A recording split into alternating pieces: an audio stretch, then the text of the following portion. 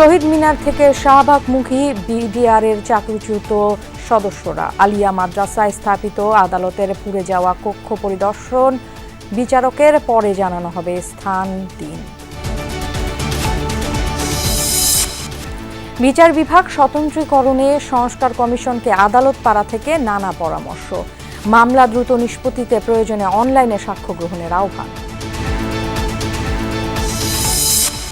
ট্রাইব্যুনালে ইলিয়াস আলী সহ ২,২৭৬ নেতাকর্মী গুম খুনের অভিযোগ বিএনপির। অভিযুক্ত শেখ হাসিনা ও আইন শৃঙ্খলা বাহিনীর সংশ্লিষ্ট কর্মকর্তা। দুর্নীতির মাধ্যমে টিসিবির ১ কোটি কার্ড দেয়া হয়, জানালেন বাণিজ্য উপদেষ্টা। একই পরিবারের অনেককে দেয়া হয় সুবিধা। ১ কোটি পরিবারের কার্ডের মধ্যে প্রচুর দুর্নীতি ছিল। একই পরিবারে একাধিক কার্ড ছিল, দুর্বৃত্তায়নের মাধ্যমে এই কাজটা করেছে।